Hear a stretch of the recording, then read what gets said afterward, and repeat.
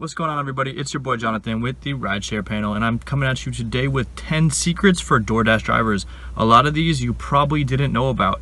So I've been driving for DoorDash, running around with this red bag right here, kind of making some deliveries for the past 2 months, and I have learned a ton. I've also talked to a couple of veteran drivers and got their opinion to weigh in. So I spent a long time kind of getting these secrets together, and I'm guarantee that they are going to be very helpful for you. So make sure you tune in for the full list, because there's a lot on here that's going to make your job a lot easier, and it's going to lead to you earning more money as a DoorDash driver. But before I hop into this list, I just want to do a quick shout out to my subscribers. I want to say thank you so much for all the support. You guys have been sending so many positive emails and leaving tons of great comments in the comment section below, showing me how much you appreciate this advice, because there really isn't a lot out there for DoorDash drivers, and I'm doing my best to kind of cover everything I can. So once again, thank you for subscribing.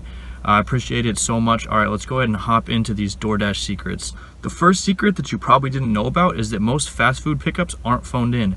That means when you get a Starbucks order, you can go to any Starbucks to pick up that order. And a lot of times DoorDash will set you up driving to one that either isn't on the way to your drop-off or isn't that close to you. Because it hasn't been phoned in and you're paying with your red card, you can literally go to the most convenient location and pick up there instead. Don't worry too much about your acceptance rate.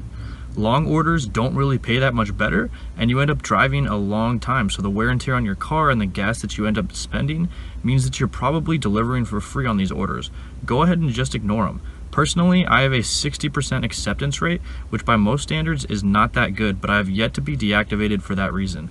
Avoid delivering in downtown areas. A lot of times surge pricing doesn't really even get higher downtown, and parking can be absolutely crazy. This means more parking tickets, which really take a hit on your earnings.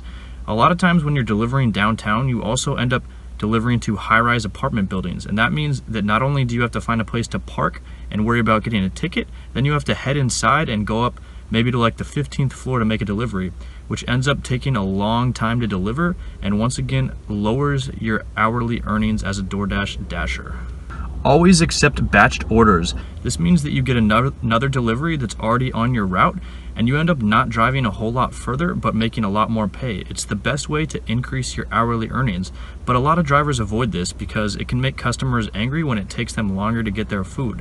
The truth is that you're not going to get enough batched orders most of the time for this to actually negatively affect your dasher rating. So don't worry about it too much. Go ahead and make that extra money.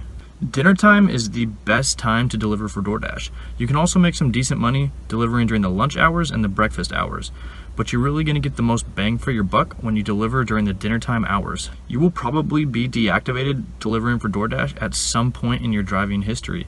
It's a fairly common thing, so just expect for it to happen.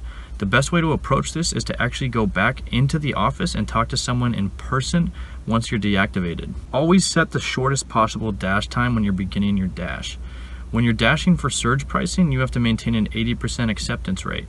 But longer dashes make that harder to keep up because you're going to get fed a lot of orders that are a long distance away that you're not going to want to accept. A shorter dash time allows you to get out and lock in that surge pricing as quickly as possible. Don't argue with support. This is the fastest way to be deactivated by DoorDash. Support holds all the power in this case, and they can easily deactivate you. DoorDash support is honestly terrible, but you got to be smart and not argue with them and figure out another way to kind of take out that frustration. Always be as friendly and positive as possible. A lot of times this can be difficult because customers can be really frustrating, but this is really the only way to keep up and get those good tips. Oh, and by the way, don't expect to get a lot of good tips with DoorDash. The price for customers to order through the platform is a lot higher than other platforms, so by the time they place that delivery, they don't really feel like tipping that much. If you want to get higher tips, try doing Amazon Flex instant offers. Make sure that you're diversifying rideshare app platforms. DoorDash isn't really a one-ticket meal when it comes to delivery. There's a lot of other great options out there, and you're really only going to make money during the dinner time hours with DoorDash. Other times of the day you can definitely get orders, but it's going to lower your hourly earnings significantly. It's a good idea to apply for Amazon Flex if it's in your area. It can be worth the long wait.